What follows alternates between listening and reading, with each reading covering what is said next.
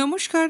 গল্প কথার ডালি বাই জুলিয়ার চ্যানেলের গল্প পাঠের আসরে আমি জুলিয়া সকল শ্রোতা বন্ধুকে জানাই স্বাগত।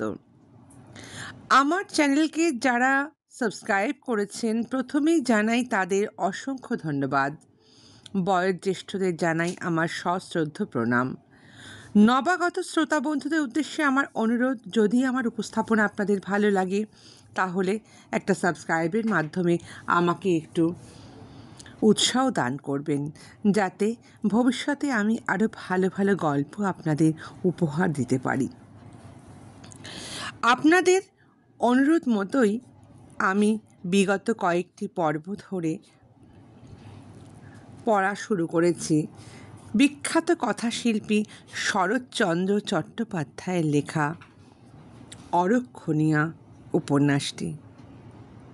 আজ আমি শোনাব তার দ্বিতীয় পর্ব। প্রথম পর্বে আপনারা শুনেছেন অতুল তার পাশের বাড়ির জ্ঞানদা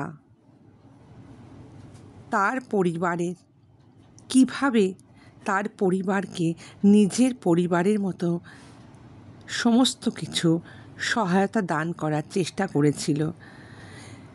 জ্ঞানদার মাও চেয়েছিলেন অতুল যাতে তাদের সব সময় সাহায্য করে। যখন জ্ঞানদার বাবা খুব অসুস্থ হয়ে পড়েন তখন এই অতুলই তাকে সান্ত্বনা দিতে আসেন। সকলের অমতেই, অর্থাৎ পাড়া প্রতিবেশী সকলের অমতেই অতুল তার কাছে এসে ঝুঁকে পড়ে বলার চেষ্টা করেন, মেসমশাই। প্রিয়নাথ রক্তবর্ণ চক্ষু মেলিয়া মূঢ়ের মতো চাহিয়া রহিলেন। অতুল পুনরায় উচ্চকণ্ঠে কহিল, আমাকে চিনতে পাচ্ছেন কি? প্রিয়নাথ চক্ষু মুদিয়া অস্ফুট স্বরে কহিলেন, অতুল। তারপর চলুন শুরু করা যাক আজ দ্বিতীয় পর্ব। এখন কেমন আছেন? প্রিয়নাথ মাথা নাড়িয়া তেমনি অস্ফুট স্বরে কহিলেন, ভালো না। অতুলের দুই চক্ষু জলে ভরিয়া গেল। অনেক কষ্টে নিজেকে সামলাইয়া লইয়া অশ্রুরুদ্ধ কণ্ঠ পরিষ্কার করিয়া কহিল, মেসমশাই, একটা কথা আপনাকে জানাচ্ছি। আপনি নিশ্চিন্ত হন, আজ থেকে জ্ঞানদার ভার আমি নিলাম। প্রিয়নাথ কথাটা বুঝিতে পারিলেন না। এদিক ওদিক দৃষ্টিপাত করিয়া বলিলেন, কই জ্ঞানদা কই? দুর্গামণি স্বামীর মুখের উপর ঝুঁকিয়া পড়িয়া অশ্রুবিকৃত রোদনের কণ্ঠে বলিলেন, একবার দেখবে জ্ঞানদাকে? প্রিয়নাথ প্রথম তার জবাব দিলেন না, শেষে বলিলেন, না। দুর্গামণি কাঁদিয়া ফেলিয়া বলিলেন, অতুল কি বলছে শুনেছ? সে তোমার জ্ঞানদার ভার নিতে এসেছে, আর তুমি কিচ্ছু ভেবো না। হতভাগীকে অনেক গালমন্দ করেছ, আজ একবার ডেকে আশীর্বাদ করে দাও না। প্রিয়নাথ চুপ করিয়া চাহিয়া রহিলেন। দুর্গামণি আবার সেই কথা আবৃত্তি করার পর তাহার চোখ দিয়ে দুফোঁটা জল গড়াইয়া পড়িল। অক্ষম হাতখানি অনেক কষ্টে তুলিয়া অতুলের কপালে একবার স্পর্শ করাইয়া পাশ ফিরিয়া শুইলেন। তাহার মুখ দিয়া কোনো কথাই বাহির হইল না বটে, কিন্তু এই আসন্ন কালে তাহার হৃদয়ের একটা অতি গুরুভার নিঃসন্দেহে হয়তো কিছুটা হইলেও লাঘব হইল। সাক্ষী রইলেন এই কথার শুধু দুর্গামণি আর ভগবান। পরদিন সায়াহ্নকালে 80 জন ভদ্র বাঙালি যাহা করে প্রিয়নাথও তাহাই করিলেন। অর্থাৎ অফিসে 30 টাকা চাকরির মায়া কাটাইয়া 26 বছরের বিধবা ও 13 বছরের অনহরা কন্যার বোঝা তদপেক্ষা কোনো এক দুর্ভাগ্য আত্মীয়ের মাথার উপর দিয়ে ৩৬ বছর বয়সে বিনা চিকিৎসায় ৮৬ বছর সমতুল্য একটা জীর্ণ কঙ্কালসার দেহ তুলসী বেদিমূলে পরিত্যাগ করিয়া গঙ্গা নারায়ণ ব্রহ্ম নাম শুনিতে শুনিতে বোধ করি হিন্দুদের বিষ্ণু লোকে চলিয়া গেলেন। ছোট ভাই অনাথনাথকে বাধ্য হইয়াই প্রাঙ্গণের প্রাচীরে একটা দ্বার ফোটাইতে হইল। অগ্রজের শ্রাদ্ধ শান্তি হইয়া গেলে ১৫-১৬ দিন পরে একদিন তিনি অফিস যাইবার মুখে চৌকাঠের উপর দাঁড়াইয়া পান চিবাইতে চিবাইতে বলিলেন, আর না বললে তো নয় বৌঠান, বুঝতে তো সবই পারো। খেতে তোমাকে একবেলা দুমুঠো আমি দিতে পারি না তা নই।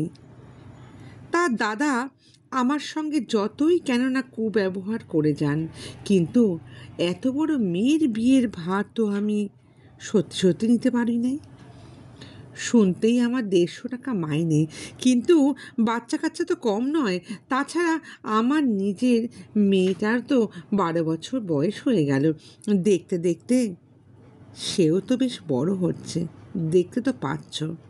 তাই আমি বলি কি, মেয়ে নিয়ে এই সময় তোমার একবার হরিপালে যাওয়া উচিত। দুর্গামণি রান্নাঘরে একটা খুঁটি আশ্রয় করিয়া কোনো মতে দাঁড়াইয়াছিলেন। সভয়ে সংকোচে কহিলেন, দাদার অবস্থা তো জানো ঠাকুরপো, কিচ্ছু নেই তার। এত বড় বিপদের কথা শুনে একবার দেখা পর্যন্ত করতে এলেন না। তাছাড়া না নিয়ে গেলেই বা আমি কি করে যাই বলো তো। বড় বউ স্বর্ণমঞ্জরী দেবরের পার্শ্বে প্রাচীরের আড়ালেই দাঁড়াইয়াছিলেন। একটুখানি গলা বাড়াইয়া কহিলেন, দাদার অবস্থা ভালো নয় জানি, কিন্তু তোমার দেওরটাই বা কোন লাট সাহেব মেজো বউ। আর ওই শুনতেই তো ১৫০ টাকা, কিন্তু যা করে আমি সংসার চালাই তা আমি জানি। আর তাও বলি, অত বড় ধুমস মেয়ে তোমার ঘাড়ে, কে তোমাকে যেচে ঠাঁই দেবে বলো দেখি।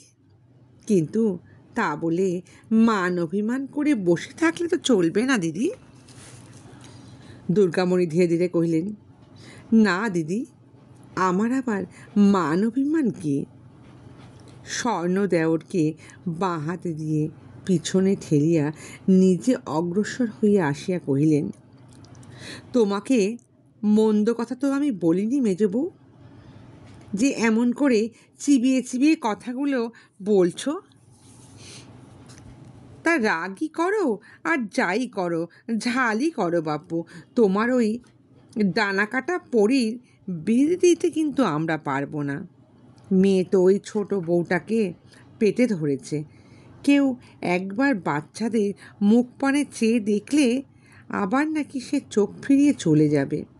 তা সত্যি কথা বলবো মেজো বউ, যেমন তোমার মেয়ে ছিরি, তেমনি গিয়ে হরিপালের পোড়া হরে থেকে যা হোক একটা কিছু তো ব্যবস্থা হবে, তাই না?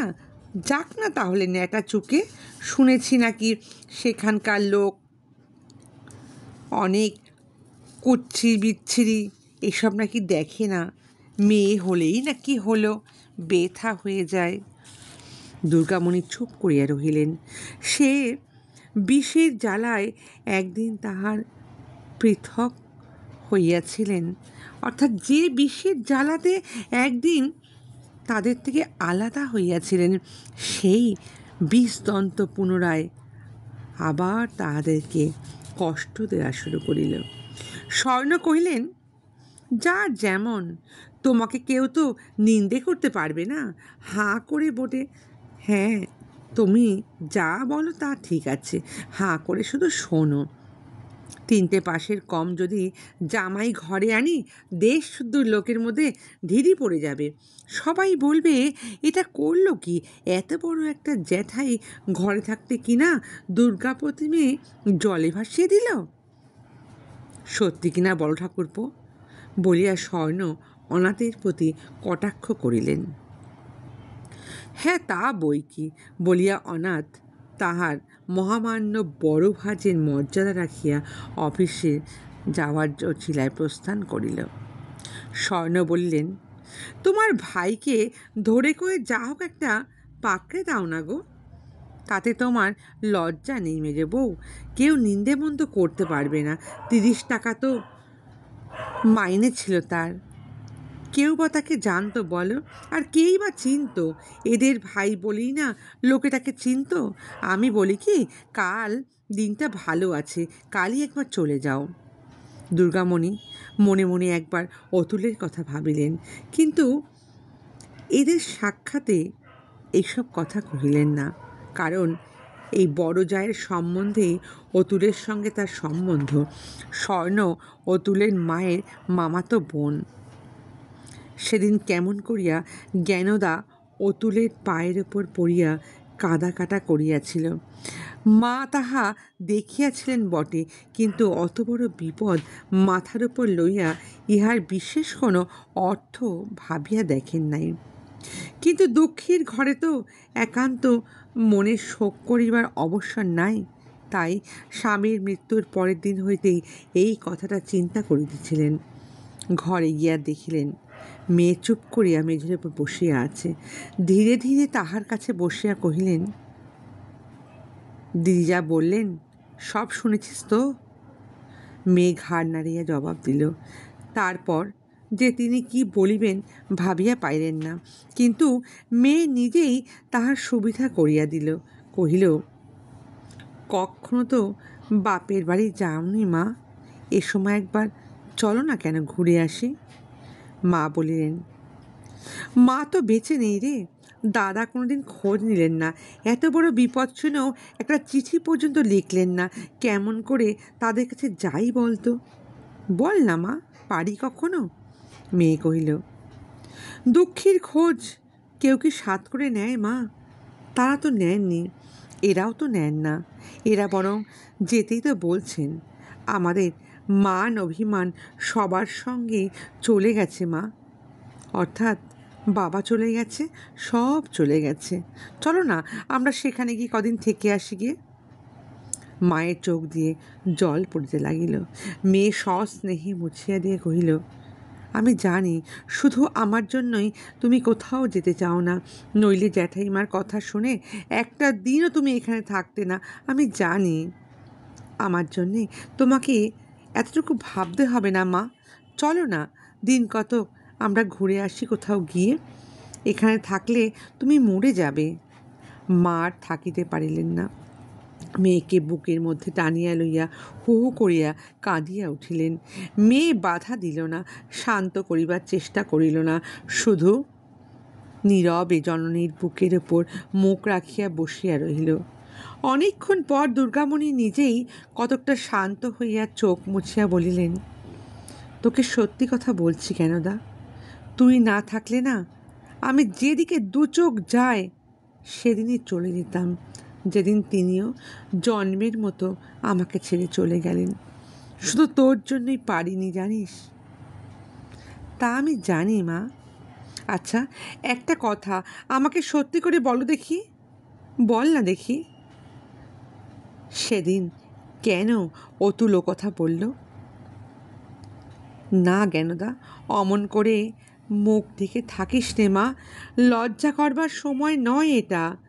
আমি জানি মিছে কথা বলবার ছেলে সে নয়, তবে সেই বা কেন তার মরণকালে অমন ভরসা দিয়ে বলল?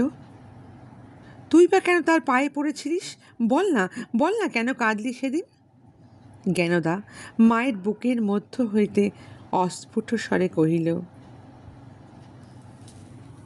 কি কহিল? সে কি বলল?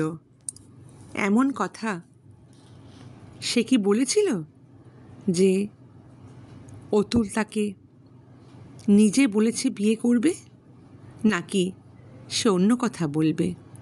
জানতে গেলে অবশ্যই শুনতে হবে আগামী পর্ব।